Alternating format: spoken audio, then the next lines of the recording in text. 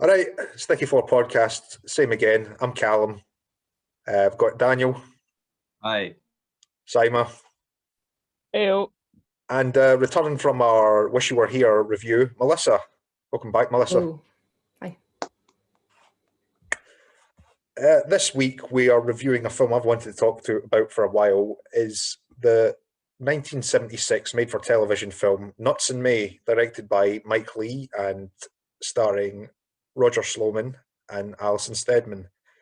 As I said, this was made for television as part of the BBC's Play for Today series, and it's considered a favourite, one of the most well remembered from that series. But before we talk about that, we'll go to our always favourite section. What have we been watching? Where we discuss what we've been watching for this week. Melissa, what have you watched this week? I watched that new one on, I think it's an Amazon Prime original, Greenland. It's just new on. It was all right. It's got Jared Butler in it. Thriller. World's ending. Can't go wrong. It was all right. They sort of wasted a lot of time. It was kind of frustrating to watch, I'm not gonna lie. But yeah, I don't think I really recommend much. it. I mean, I guess like some parts are kind of cool, but nah, I wouldn't waste 2 hours on it again. I don't think. Sima, what you been watching? It pains me to admit, and this is quite this. I mean, I think this might be the worst thing I have done to myself in almost all 20 years I've been on this planet. But I've been watching Riverdale. I'm not doing well mentally. It's untaxing. It's an experience for sure. I don't know how long I'll keep it up for, but it's definitely something. What season you on? Halfway through season 2. Wow. So we're not quite at the full kind of disaster point yet. It still has like a cohesive plot. But I think that'll change pretty soon. Yeah, so that's what I've been watching. And I also watched this week's episode of It's a Sin by Russell T Davies, which is the complete other opposite end of the spectrum. It's absolutely amazing. Cool. Daniel, what about you, mate? I watched the film Big, the Tom Hanks Disney one. What a fucking film, by the way. I wasn't expecting to love it as much as I did. I think it's perfect. A beautiful, touching, and wise film. I loved it. It's kind of like Being There by Hal Ashby, but for Wayne's, but also just as poignant. And by poignant, you mean? I don't know. Yeah, I've never actually seen Big. It's like it's always eluded me. It's never really been on when I've been watching telly, if you know what I mean. It's just one of those things. You should watch it, mate. Yeah, I think it's one of those movies that I've never watched like from beginning to end. I've only ever seen like parts of it, like on TV or whatever. I've never seen the full thing. Yeah. Never heard of it. Maybe if we've all got Disney Plus, that'll be next week's thing. But Not giving my money to the mouse, Daniel. well, my sister bought it, so I don't feel like too much a sellout. Callum, what'd you watch? What have I watched? I've seen the first 2 episodes of this BBC Scotland drama, and I always forget its name. It begins with a T. The is it Traces? Yes. It's got Laura Fraser. It's got the hamster man of Greenock. What's his name? Martin Compston. And it's got that lassie that was in Free Girls. It's all right. It's just, yeah, I'm not really into it, so I can't really recommend it. Laura Fraser's a pure underrated actor, I think. I think she deserves more big roles in movies. Yep. I think beginning of the she seemed like she had a promising career in the sort of late 90s and early 2000s, but then she kind of sort of faded a bit, and then she sort of made a bit of a comeback with, what do you call it, Breaking Bad? Yeah. Yeah. She was the Ma in the indie movie Beats that came out a couple of years ago. Oh, right. I didn't know that. Yeah. Good, isn't it? Yeah. I kind of always thought of her as like the poor man's Kelly MacDonald. It's not a very flattering thing to say about anyone, but yeah. Right, back to the main feature. So, Nuts in May, guys, we'll go round, give us your initial thoughts. What did you think of it? Daniel, since you spoke last, you can speak first. Yes, I thought it was really funny, which I wasn't expecting. Like, I think Michael Lee, I've seen quite a lot of his stuff, and this seems like really angry for him in comparison to some of the other stuff. Like What, this even and High naked? Hope. Well, in a different way, angry at the middle class. I mean, this is like the way he's represented the middle class here, and the way he's representing the middle class in High Hopes. I mean, I'm sure we'll get on to it, but some people think it's not realistic. I think it's pretty realistic. I mean, everybody goes on holiday and meets a couple that are just absolute roasters that want to spoil the fun for everyone. But, you know, that's just me. Melissa, what do you think? Yeah, no, I really enjoyed it. I watched it twice. I watched it yesterday and then I watched it again this morning. And I definitely enjoyed it more, I think, the second time, just because I went into it the first time not knowing anything. And so to begin with, they just sort of irritated me a little bit. And so then after watching it the second time, I sort of knew their personalities and could actually enjoy, you know, the humor to it, I guess. Cool. No, it's good. Yeah. Simon. I was in like a dual mindset while watching it, because on one hand I was like, I've found so many aspects of it quite funny, and like I think we've all met that couple, like Daniel was saying, and like those people, like you know those people. But at the same time, because I know those people, they really got to me. Maybe it was like the mindset when I was watching it, but I was getting so irritated. So I think, you know, that worked. It worked in its favor, because, you know, it really, I guess it was quite strong in that respect, because I could feel myself getting angry, and especially at their dynamic as well. Um, yeah, I thought it was really good. It took some time for me to get into it, but when I did, I was like, yeah, this is good. Cool, cool. I really like this film. I'd have to say this is my favourite Mike Lee film. And as I've probably mentioned before in this podcast, I'm not the biggest Lee fan. I kind of think he's a bit overrated. It's not to say he's never made a good film, but the sort of style, his whole style of filmmaking and the kind of performances he brings out in his actors, I find really kind of grating a lot of the time. And I don't get why people consider a lot of his films to be social realism, because I don't find his characters very believable at all a lot of the time. And there's a few aspects of that in this, but it works better in this kind of. I just think this is a really effective cringe comedy. Like, it feels like a kind of forerunner to something like The Office. I mean, there was obviously probably earlier aspect of, I don't know, Monty Python is a good example of a cringe comedy, but this is not comedy in the sense of, like, there's no obvious setups to punchlines. It's more just human awkwardness. So yeah, I recommend it highly. Okay, so He's able to capture humanity quite well in this film, which I think he does in all his films. And I think that's maybe why he gets the kind of comparisons to Ken Loach's and stuff like that with the performances. yeah, well, we'll have more to say on that when we do more Mike Lee in the future. But I thought this was a nice soft option to start with. Okay, so we'll go. I haven't actually said what the film's about. Let me just start off getting my notes up. Okay, so it's the comical story of a nature-loving and rather self-righteous couple's exhausting battle to enjoy what they perceive to be the idyllic camping holiday. Misunderstandings, awkward clashes of values, and explosive conflicts occur when less high-minded guests pitch their tents nearby. I think that covers it pretty much. Okay, so... Oh, didn't mean to do that.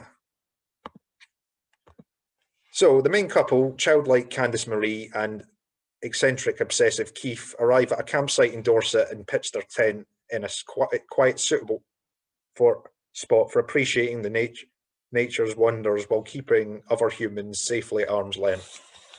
The couple take day trips to Corfe Castle and a quarry and a local farm to purchase some untreated milk. Okay, so this was our introduction to our characters before they have any major interactions with any other people. What did you think of them before they start the conflict began. Who wants to go first? No one. Okay, Daniel. They like kind of straight away, but I don't know if this is because I've seen quite a few Mike Leigh films, so I kind of could tell the direction it was going in. But with like the vegetarian side to it, I mean, given veggies a bad name, that was a bit of a gutter. But were you going to say something there, Cal?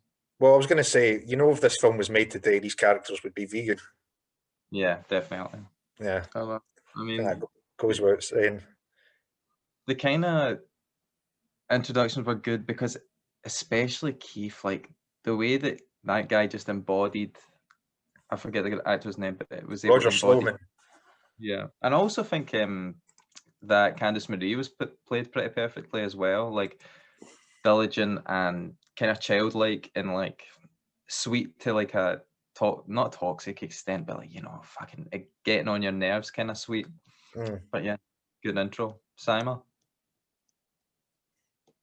Yeah, I thought it was a really good introduction to the characters because you get this kind of like you get thrown into it. There's no like kind of there's no speculation about who these people are.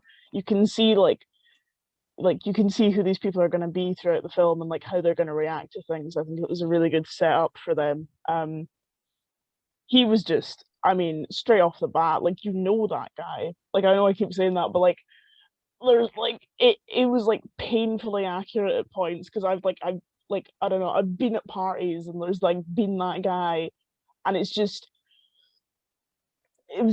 almost painful, but I think that's a good thing. And I agree with Daniel about what he said about her. She's almost, it's like sickly sweet at times, and this kind of like childlike nature, and he's just, I mean, he's just an arse. He's just an arse. And he's an arse to her as well.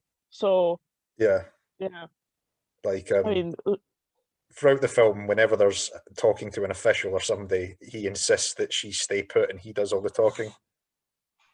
He belittles her, treats her like a child, doesn't let her talk to other people. Like he's just a tit.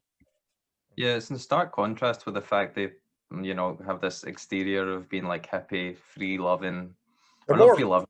I would say they're more post-hippie, so it's certain aspects of the hippie movement, the sort of the lifestyle in terms of diets and attitudes to things like the environment, so, and their kind of politics. But apart from that, they don't seem to be, I don't know if there's some point. Well, it's that like kind of like open-minded kind of like, environmentalist like kind of like way of thinking, but like when it actually comes to their own personal lives, they're incredibly conservative in terms of how the gender roles play out and how he reacts to her and how she is like, how she goes about things. Like it's that kind of like juxtaposition between this kind of like outward kind of personality versus the actual dynamic they have between them.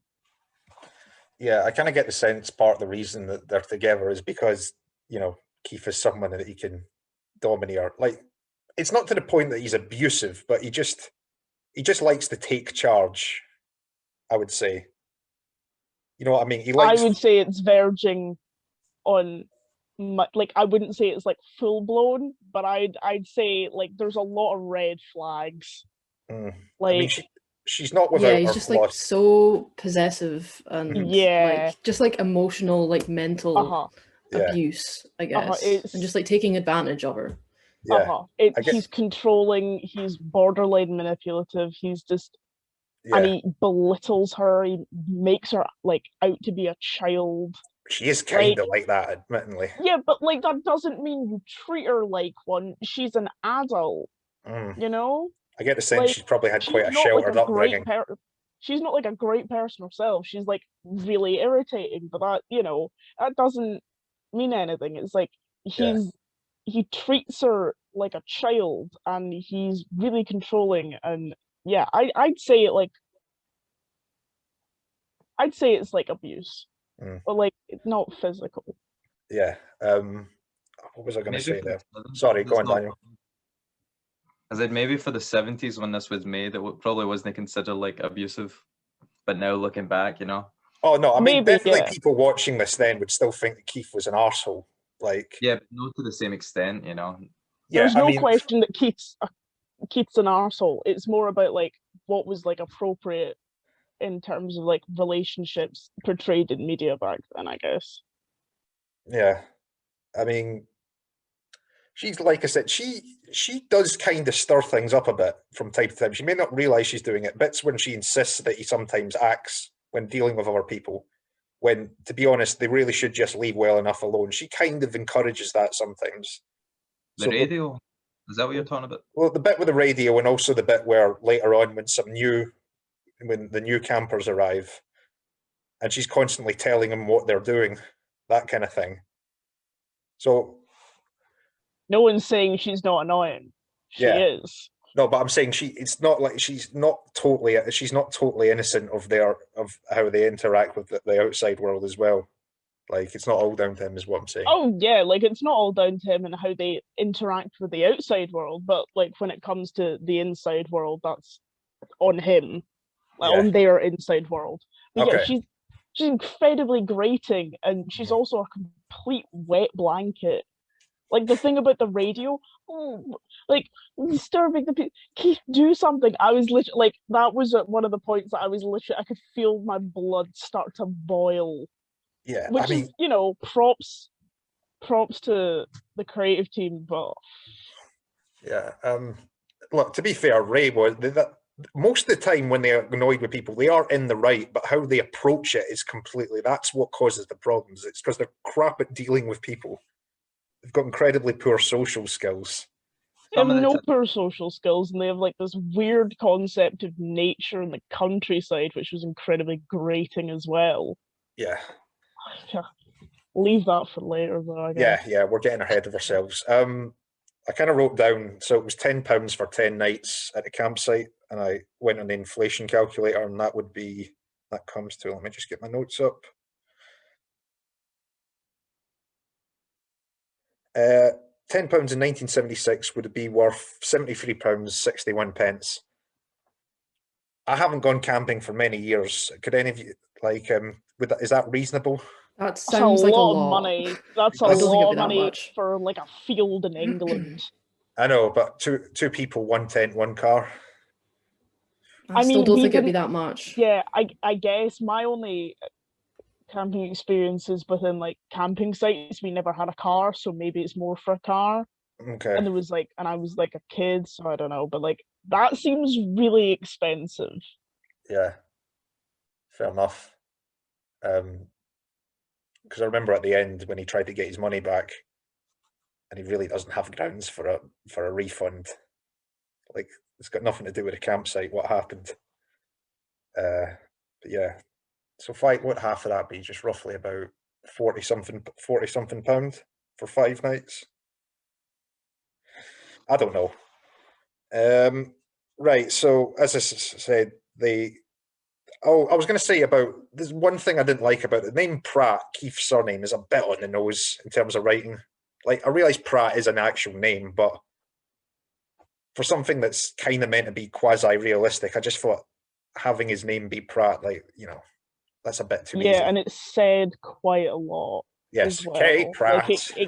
it gets old quite quickly. Like at first you're like, all right, okay. Mm, But then it's like mentioned quite a lot, so they end up beating the horse quite a lot with that one. yeah. As I just did an impression of him there, Roger Sloman's performance is quite theatrical in this. I mean, that's the thing, as I say, I don't like about Mike Leigh films is that the performances are often very theatrical. And no one else, Candice Marie a wee bit, but no one else no other actor is like him, if you know what I mean, in terms of their delivery, in terms of how they do their lines. Do you think that clashes or do you think that works? No, it works. I would say like in a lot of good films that have outgoing, eccentric characters, the reason it works is because there's only one of them. For example, Cameron Crowe films like Almost Famous, Penny Lane is like the good example of the kind of free-spirited one, or the one that's kind of mental. Then there's like Say Anything that's got John Cusack's character, who is like the mental one to, it's kind of, you kind of have these grounded characters around them just to give a sense, and maybe not grounded, but just complete opposites. Like especially the couple that show up later on are just complete opposites. But that's for another time. What about you guys? Yeah, I like the contrast. I think it kind of emphasizes the difference. It's like the opposite Muppet effect, where you have one human surrounded by Muppets. You've got this one kind of almost caricature surrounded by like normal people. I think when it's done properly, it really works. It can like not work and look really bad. But in this it worked because I feel like even though it was theatrical, it wasn't that over the top. Like he could have gone a lot further with it, and it would have felt very like kind of community theater. But I think they did it well with this. And I think because the character had enough like nuance to him. I use that word lightly. That it yeah. I think it worked well in this, but there are times where it just feels cheap. Melissa, you got any thoughts on Roger Sloman's performance in contrast with everyone else's? No, I thought he nailed it, to be honest. Yeah, I think if he'd gone just even a tiny bit further, it would have been too far. But he still felt like a real person to me. I still, like, when I was watching him and listening to him, I was like, this, yeah, I know this guy, he's an asshole. Which, yeah, then just made it hard to watch, but still, like, yeah. I he think got that it was bang like on. really good. Like you said that one step too far, and one step more, and it would have been too far. I totally agree with that, and I think that's Mike Leigh's able to like walk the line just to make sure you can get this kind of performance without it becoming pantomime. Yeah, it was just the right. There's a right way to overact. There's a way to overact and it lands, and it can be very difficult. But yeah, I kind of agree with you there. Yeah, just in general, Alison Steadman, Roger Sloman, I thought they were really like they played those characters to it perfectly. Alison Steadman's probably best known to most people as being Gavin's mum in Gavin and Stacey. Seriously, that's her. No way. She was married to Mike Leigh for many years as well, so she's actually appeared in quite a number of his films. Abigail's Party, which was another play for today, and what was that other one she was in? Life is Sweet. Wait, she was in Abigail's Party. Yep. Oh my god.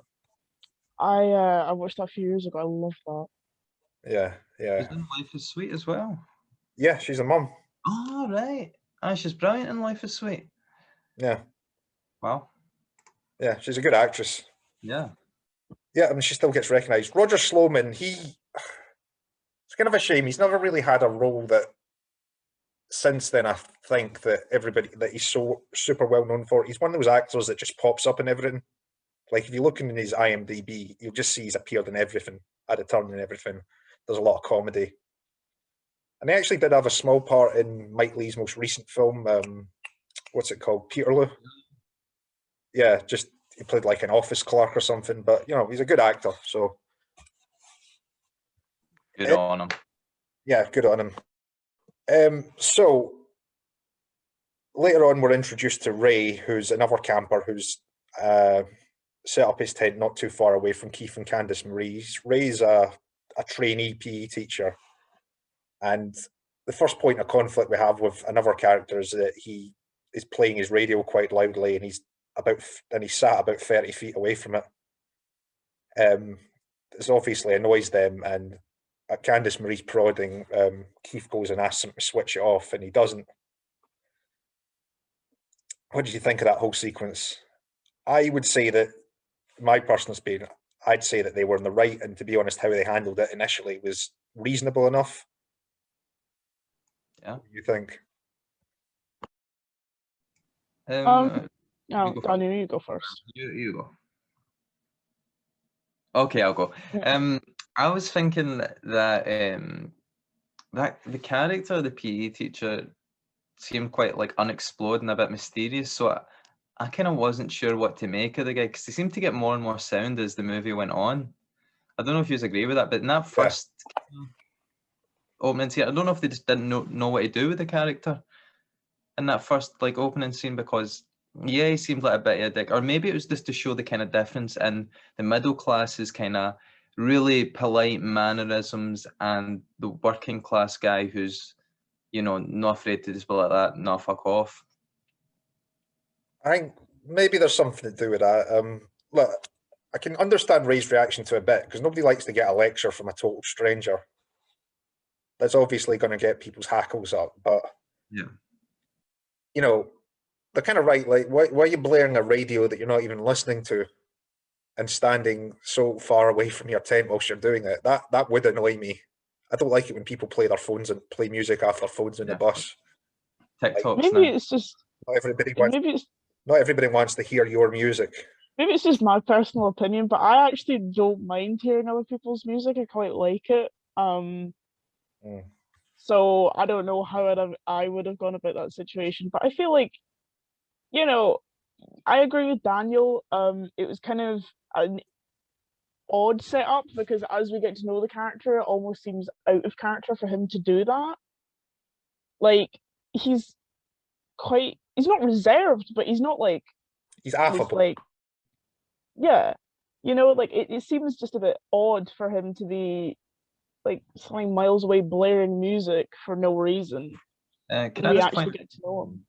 See, sorry to interrupt you. For the reason that might be the case is because the way Mike Lee works, and I think he did work this way for this television film, is like he creates the character with the actors, so they spend some amount of time just like talking about people and creating a character together. Then the way the script works is he'll write the script like a day before and hand that to them then on the day, and then they'll just learn the lines and go and shoot it. So maybe That's an interesting process, but it means there's inconsistency within character, and that's shown here. I'm like it clearly works like throughout the rest of the piece, but it was just slightly odd, kind of in retrospect. But yeah, I don't know. I don't really have a problem with people blaring their music.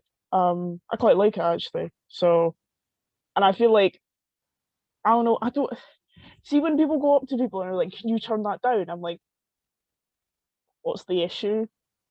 So I don't know. Maybe it's just a differing in like reactions to that situation. I mean, it is a bit inconsiderate when you're in a public space to just play music loudly. it depends on the space. Yeah. Yeah. I don't know. Like maybe because it's like a bigger campsite that I'm used to, but like I feel like most people's experience with campsites is people playing their radios like quite loudly. Yeah. Like I feel like that should just be expected. Like it's like you're in a basically a communal living space. Yeah. I haven't been camping for some time, so I'm probably not the best person to muse on that. Last time I was in a tent was at a music festival, so Like there's little kids running about, people are like screaming and shouting, like the radio's on, like there's music playing, like I don't know. That's just kind of yeah. what you expect. I think it's part of the charm, but I get that people get irritated by other people's noise. So I don't know. Melissa, you got any thoughts? Yeah, I just thought it was like it's the middle of the day, you know. Like if it was like in the evening or like night, then like fair enough. People are trying to sleep. But it was like the middle of the day. I was like, it was a bit weird that he was just like loitering in a tree. I actually thought it was two separate characters as well. I didn't realize that they were the same person just because he did change Yeah, I so was the much. same. I was, yeah, that confused Really? me for a sec. Yeah, yeah, You yeah, thought it was another squat mustachioed man absolutely. Yeah, I It's the also thought it 70s. was two different guys. Yeah, with a it's Welsh just- accent. Maybe because it's the 70s as well, that means like they had a point in trying to get away for the city, the hustle and bustle is The hurly and the burly. yeah of the city life. Maybe because it's the 70s, like that's not a usual thing to do then, is bring your radio with you. But who knows?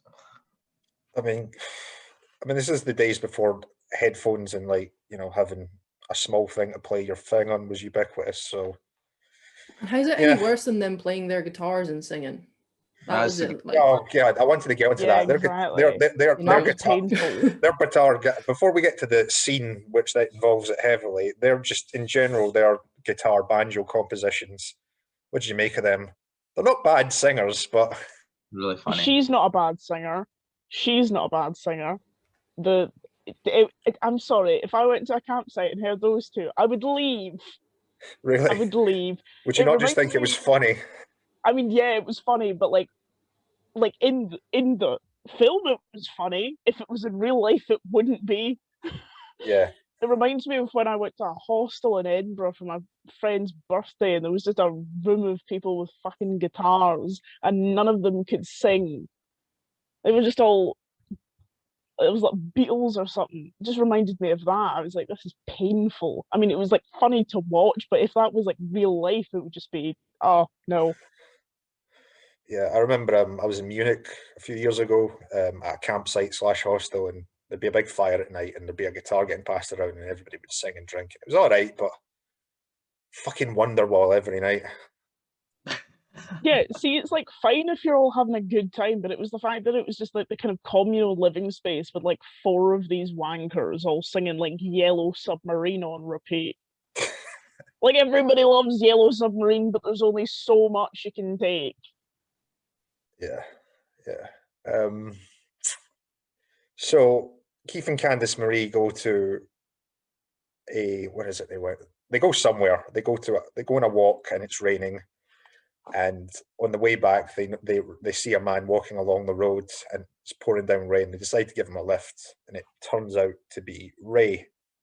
Bit awkward when they pick them up, but Candice Marie starts making a conversation with Ray, and later on at the campsite, she tries to chat to him some more. I think she's more willing to sort of befriend other people. I get that they're not the most outgoing people. Keith, however, sees this and spies on them with a pair of binoculars. It's probably one of the more farcical parts of the episode, the thing. And then explodes at her when she keeps talking about Ray. Yeah, this is, although they do argue, I think a lot of people I've heard thought that what would happen throughout the thing, that we're going to see Keith and Candice Marie's relationship sort of fall apart, which doesn't really happen. But so this kind of leads up to one of the few times that Candice Marie asserts herself towards him, saying she's not going to go on any trips with him until she apologises to Ray. I feel like there should be a question with me saying this. Yeah, Ray. So this is when we sort of start to see the other side of Ray. Yeah, so my favourite scene, and it's probably one of the more cringy scenes, is when they ask Ray to come over to take a picture, make him tea, and Keith just condescends to him so much. Oh, and then they make him sing along to their terrible, terrible songs. Terrible. Harsh, mate. I mean, What? it's a bit. Okay. I wonder where she'll go. Where we'll go, she said. I wonder where we'll go. All right, okay, terrible, but just cringy, I don't know, simplistic. They're like nursery rhymes almost, their songs. In fact, they do sing a nursery rhyme. They are terrible. There's no doubt about it. They're terrible. I'm joking. Yeah. I thought they had like a real, like, I thought they were kind of haunting sounding, to be honest, especially like that opening one.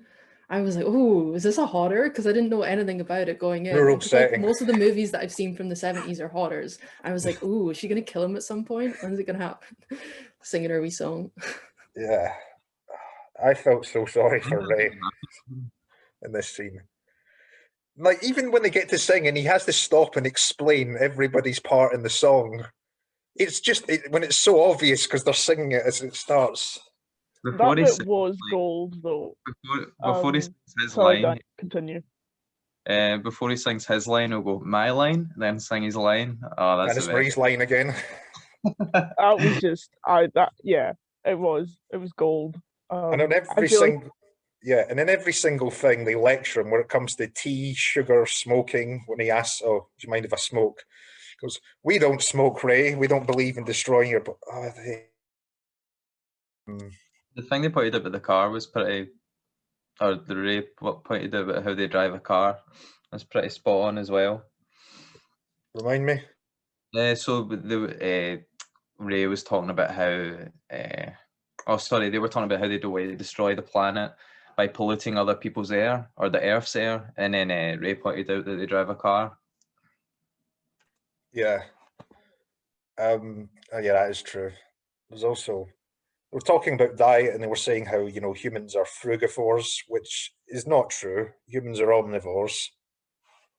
Yeah, a few of the things there's nothing wrong with wanting to have a healthy diet and being conscious with it, but a few of the things they said, the thing about untreated milk, like I said, humans being frugivores, that is not true. Like, if you're think gonna go to somebody's- what humans are supposed to be consuming, you shouldn't be consuming milk. Like, point Yeah. blank. Like, cow's milk is just like dairy in general. Most of the human race can't consume it. So I feel like that was a good like underliner to them as well. And the comment about the car, he tries to justify it with being like, "Oh, I just go to from A to B," as if that's not what everyone does with a car. Like, I feel like that scene specifically really like shines a light like on the kind of kind of person we're dealing with here. Like, they're middle class, like new wave, kind of like open-minded kind of like concepts, but actually it's all shite. Like, it's all shite. Yeah, I mean, I'm not saying that they are right about some things, and there's nothing wrong with being, caring about the things they care about. But it's just, it seems to be used often just as a point, just so they can look down on people. Yeah, that's a good point, actually. Yeah. Um, I will see when, just to say something like, see, fucking vegetarian veganism in general, like there is this kind of, just speaking from experience, the first couple of months I was vegan, I was in everyone's face like, mate, I'm so morally better than you. Obviously I didn't actually say that or anything like that, but you do, there is this sense that like you want to make the planet better. So in a way I can see where they come from, but they just go about it in the worst possible way, which is kind of the story of their life. And that scene did highlight their hypocrisies. And even when Ray says, "Oh, I know how to work a camera. I've worked a camera before," fucking, he still shows him how to work it. He's like, "You click this button right here." I bet you, Pratt. yeah, well, definitely. So I was thinking, for this being a TV movie, maybe the reason that they seem a bit more less hypocritical, and Ray seems a bit more like is because it's a TV movie, and maybe middle class people that are watching this might need a way into the film before Mike Lee body slams the middle classes. Well, What do you that's the think of thing. that? And not most middle class people aren't like Ray and Candice Marie. Ray and Candice Marie are a very specific type of self-righteous person who are mostly middle class, because these kind of pursuits or interests tend to be, Keith. tend to be the focus of middle class people, right? So I'm not saying that I'm not saying he's holding middle class people's feet to the fire collectively. It's a specific type of middle class person. Yeah, but when you see, like, for example, if I see like a working class person portrayed in like a kind of comical and stupid way, sometimes it does annoy me. And it kind of, if you see like the Ned portrayed on screen, you think, oh, for fuck's sake, But here's there's another. more weight to that because working class people are more spat on by society than middle class, like in how they're portrayed in media and in real life. So there's this kind of like overall assumption, but like within the narrative, when a working class person is portrayed poorly, that is to, for some reason, stand in for an entire group of people, whereas middle class people have the kind of privilege of not being kind of like perceived the same way. And when there's a character portrayed that is middle class, they don't count for every single middle class person. Yeah. Do you know what I mean? It's like, yeah, kind of. they're allowed nuance. Can I just say a thing on class? It's often a topic that Mike Lee covers in his films. I don't think he does it particularly well a lot of the time. And people who aren't middle class, whether they're working class or even upper class, and High Hopes is probably the best example of that. I don't think he's always very good at doing it because his characters are often very cliched. But yeah, I think he does middle class awkwardness better than he does any kind of other topic related to class. Daniel, you've sort of seen more of his films as well. Do you have anything to say on that? I think the perfect, like class discussion is Secrets and Lies, which is a film about the mum who is, working class, and she has I'm not going to ruin it actually, but and then the contrasting character is middle class, and it's about how they can overcome their like classism Differences. to get to know each other. Yeah, exactly. But yeah, High Hopes is a bit like pantomime-ish, but I think that's like, you know, because he was angry and he wanted to, you know, have a go at a certain type of person in the upper class. Yeah, but it's so on the nose, and if the people you're having a go at don't resemble actual people, they're just these easy caricatures, then it just comes across as a bit, I don't pretentious on the part of the filmmaker.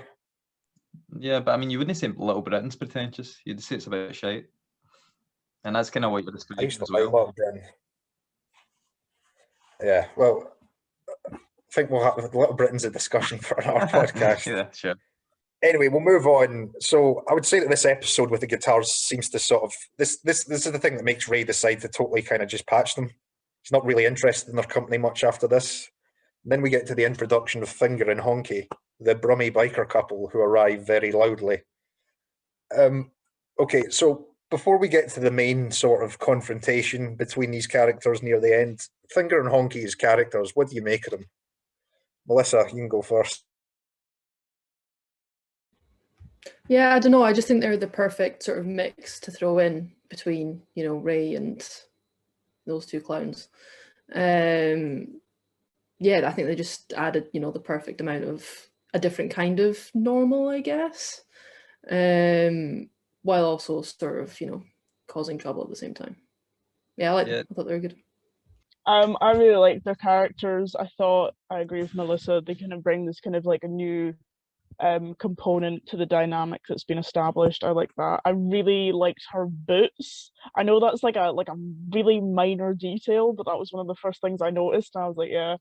I like even like how they're visually represented. They contrast with like Keith's kind of like weird kind of anal fashion and her kind of slightly hippie but not really kind of clothing. It's like they're like bikers and they're like city folk, like they're not trying to deny that. They have this like rambunctious entrance and it really establishes who they are. They're fun people, you know. They're like here for a fucking good time. They're on their holiday. So like there's an instant likening to them compared to like this couple that you've been like dragged along with the entire time. Yeah. Yeah, one thing about them too is it kind of reminds me how terrible British fashion was in the 70s. Like especially compared to the US, like just they've got that kind of, I don't know, because like I'm pretty sure that Finger is wearing like platform shoes. The clothes are great. Yeah, and also one other thing, whenever I go like up like the countryside a few times, you always see those people who don't, you can tell don't do this very often and are completely unprepared as they are, like not knowing how to put up a tent and just wearing like really like her cutting about in heels and stuff. Yeah. Those people always stick out, and I'm not trying to sound high and mighty when I say that, but you just know those kind of people. Yeah, I mean, look, they're not malicious. They're not bad people, but yeah, they are kind of annoying, and they're not like foul mouthed, and they're not like too obnoxious. But just like kicking a ball instantly as soon as he gets off his bike, and plotting up right next to Keith and Candice Marie. That is a bit like, I know you don't want to be too far away from people because you want to socialize, and maybe I know we haven't talked about the technical aspects of the film, but it wasn't too obvious the way they shot that, how close they were to each other's tent until we saw a wide shot much later on. Yeah. But yeah, but you know what I mean? They were closer to Keith and Candice Marie than they were to Ray earlier on before they moved. So you kind of have to appreciate that. You do appreciate from their point of view how annoying that can be. But yeah, like it's kind of obvious why Ray takes them, because like they're conventional people and they're much more endearing, and they're friendly. Yeah, they do seem endearing. Like you would want to be their pals. You'd want to like go to the pub with them, like Ray does. Yeah, yeah. In fact, and they are rambunctious and they are kind of loud, especially when people are sleeping. I can understand Keith and Candice Marie, and this is another time where Candice Marie kind of niggles Ray to do something. Keith, sorry, to kind of do something. But and this is where we kind of see Keith's snobbery really come out, where he tells them to get back to their tenements. Yeah, that's the worst, but like that's probably one of the worst showings that Keith has through the entire film. Like he's trying to be this kind of posh, polite, middle class guy, but and then the truth comes out eventually. You know, once he's pushed to his limit, which isn't even that much of a limit to most people. But they're on holiday. They're allowed to make noise if they want. Okay, it's a bit obnoxious, but at the same time, they're drunk and who gives a fuck? That's my opinion. Yeah, fair enough. Okay, so this is sort of where we come up to the main point of conflict. Finger and Hunky decide. Well, Finger mainly decides to starts to light a fire so they can cook their dinner. It's against the campsite's rules to have an open fire. Keith and Candice Marie weigh in almost immediately. Things start to escalate, and it eventually ends with Keith chasing Finger around the campsite with a stick. And then he wears out and he bursts into tears, and then he runs off. So how did you feel watching that scene? It's like this usually happens in a Mike Leigh film. There's a big argument towards the end with all the characters. Yeah. But yeah, this is probably one of the most pathetic fights I've ever seen on screen. But it's filmed pretty well. Any thoughts, guys? Yeah, filmed well. I mean, what do you used to think about this, Melissa? What do you think about this? No, I think it was perfect. I think it was bang on. It was just sort of like the perfect mix of, ridiculous and hilarious, and also still like feeling familiar. Like you could be sitting on the other end of the caravan site watching this going on. Yeah, and it was funny. I really enjoyed it. Yeah, I totally agree that you could see this happen. Also, it's like you don't feel bad for Keith, but there is a sense you don't want to see the guy knocked out, because I mean that would, the crying is kind of more, it gives you more than it would if you were to see Keith knocked out. But I don't know do you agree with that, Simon? I would have liked to see him get hit, but I think that's just me. I don't know, the crying aspect, it was like, that was just so uncomfortable, but it was like important to the scene. But I honestly wish he just whacked him with a fucking tree branch. If you had been there, things would have been different. Yeah. Cal? I mean, it comes down to, again, Keith and Candice Marie are in the right, and they are, but it's just, I mean, I would have left it alone. I just wouldn't have bothered. They can burn their own tent down if they want, right? But it's just he's completely incapable of handling situations like that. He's not good at empathizing with people. And he also has one of the few times where there's an actual punchline, like an obvious setup to a punchline, where he keeps saying, "Look, I'm not going to hit you," and makes a grab for him, and he goes, "Get away, or I'll knock your head off." That scene. Like, there's a few moments like that, especially with the chewing scene. I forgot to mention that earlier. The chewing something 72 times. The chewing scene was gold. That stood out to me. That was absolutely gold. Oh yeah. Yeah, I really don't think it's necessary to chew something that often. I don't know if that comes from something or they just wrote that in for it's a joke. And then he chews for about 20 seconds. Well, there is like this kind of like urban myth that you have to chew things like a certain amount of time. Like I think it's like 40 or something, but 72. That's Jesus. That's pretty bogging, actually. 72 times chewing something, keeping that in your mouth. I don't think there are many things that would still like be chewable after way before 72 times. Like, I tend not to pay much attention to this stuff, so I don't know, Daniel, maybe you're in a better position. Do you? About like nutrition wise, I don't know, mate. Fucking Don't ask me. Like I was eating shreddies the other day and I accidentally swallowed a shreddy whole. So don't ask me. You're on mute, Cal. I was saying the sharp edges. Yeah, I've done that. Yeah, it's brutal. You're gonna die. Yeah. Yeah, back to this scene. Yeah, what's her name? Honky.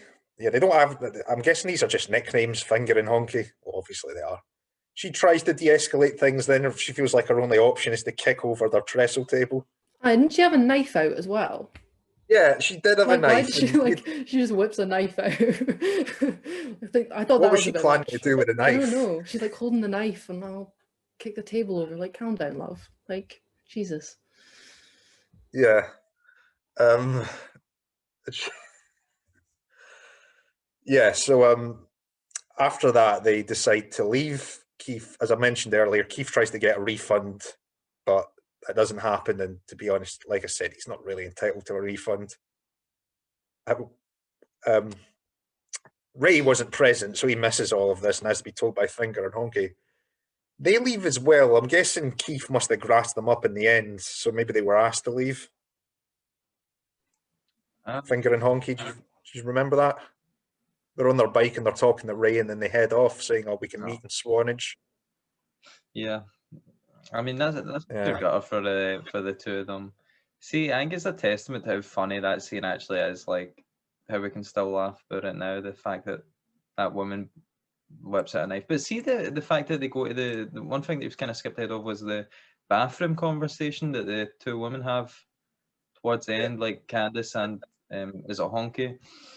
She, what do you? I want to know what you guys think about that because Candice seems like she could be all right, you know, and with a different guy.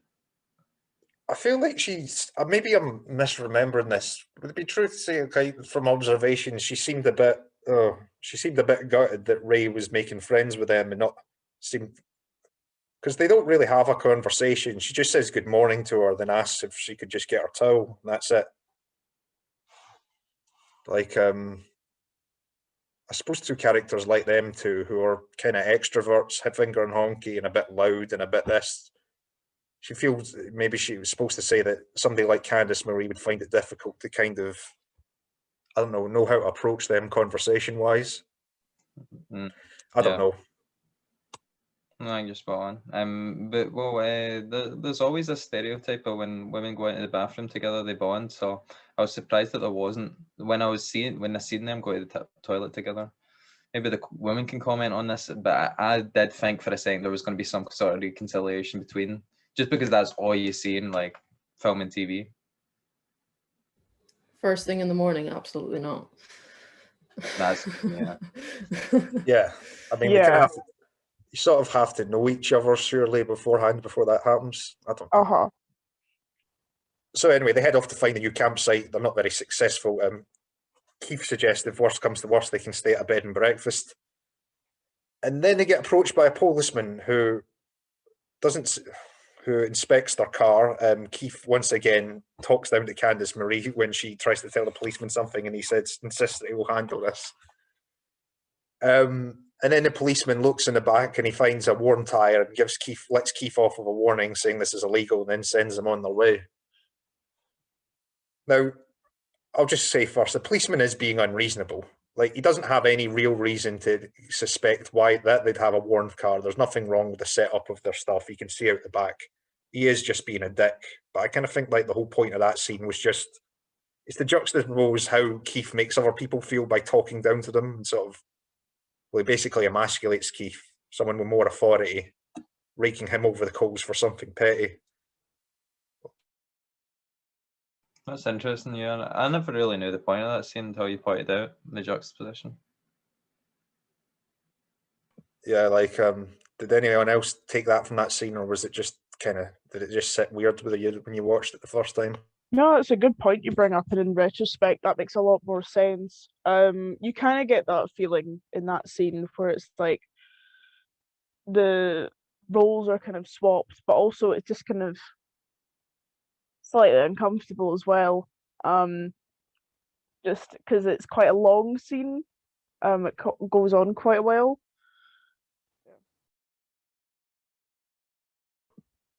Melissa, anything?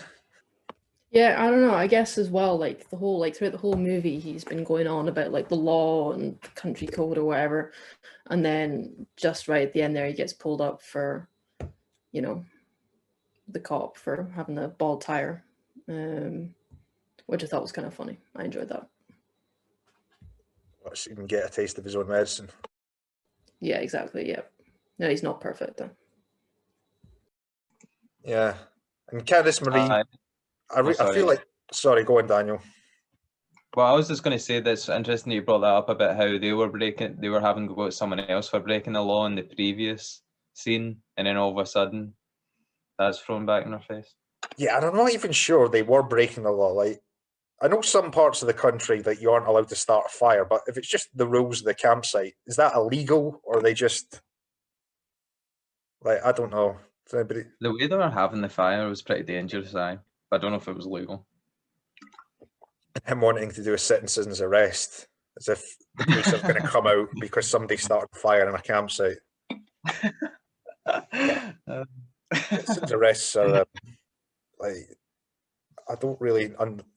They're kind of a dodgy thing because if you're not a policeman, somebody's unlikely to take you seriously if you try to arrest them.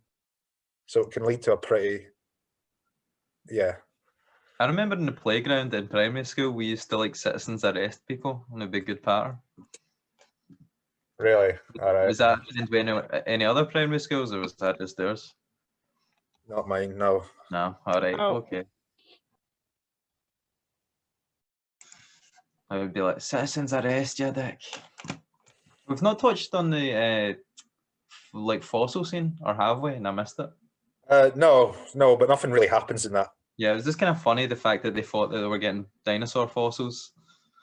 Yeah, it probably wasn't really. I kind of feel like the quarryman was having that. Was kind of, yeah. This might sound like a stupid question, but was there dinosaurs in England? Probably. I don't know. I mean, There was. the continents. Yes. Remember, the continents were all attached at one point. So, Oh, so they were, aye. yeah. So it's likely, yeah. Cool. Good on them. Good on them.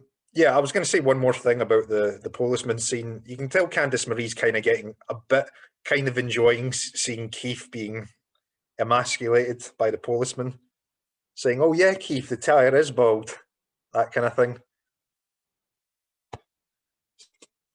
So anyway, can't find a campsite, so they go to the farm where they tried to buy untreated milk from earlier, and the farmer lets them stay in a field for 25p. I don't know if that was 25p a night or for the whole stay.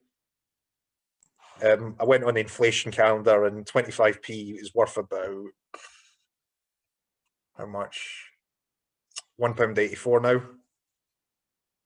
Bargain. That is very reasonable. That's incredibly reasonable. Yeah. And Keith and Candice Marie seem to be getting on now that they're not having to speak with any other people. Yeah. Yeah. Enjoying each other's company. And the film ends with Candice Marie singing a song about pollution and litter and Key going for a shit behind a pig pen. What's the line that Candice sings about? Is it litter makes me bitter? Is that it? Something like that, yeah. Songs about crisp packets and pollution. Really funny. And then she sings something about she'd rather it was humans or something dying, or I don't know. Oh, I didn't catch that. Yeah, I need to look neither. at the Near the lyric end. video. What do Yeah. you guys think of the pig? The fact that they cut to the pig at the end? Is there anything in that, or am I just looking too much? I think it was just something that the camera to focused on whilst because remember she's still singing. I think, is that all in one shot? No, they cut. Okay. Yeah, not really. Just pig.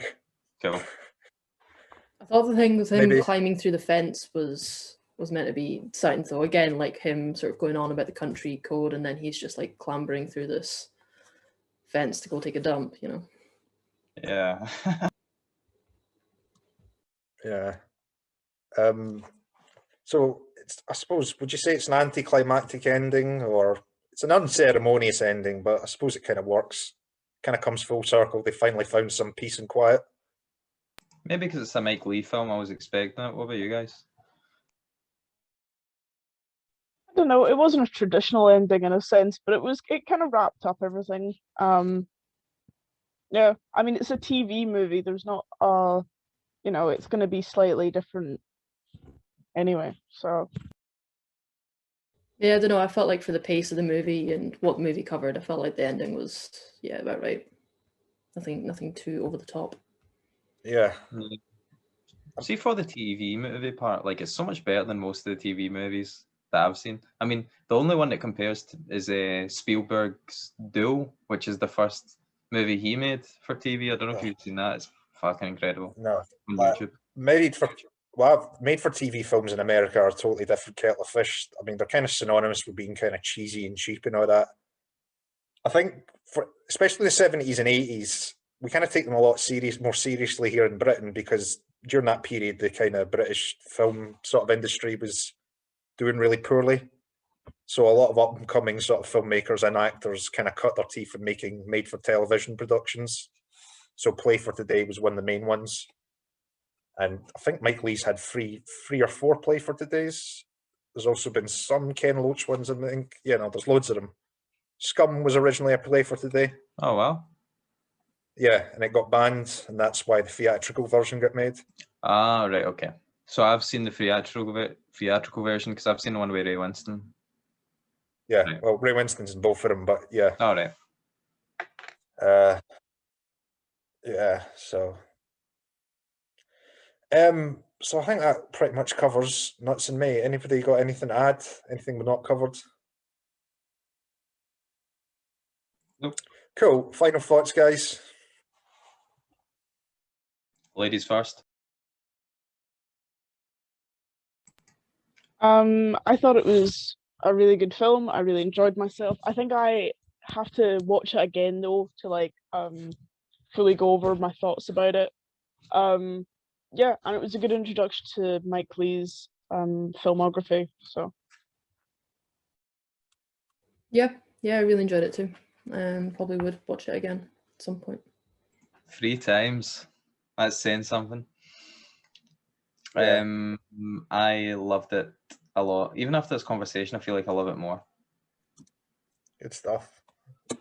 I forgot to mention that a mutual acquaintance of ours, Simon Daniel anyway, I got him to watch this for a review for a college production.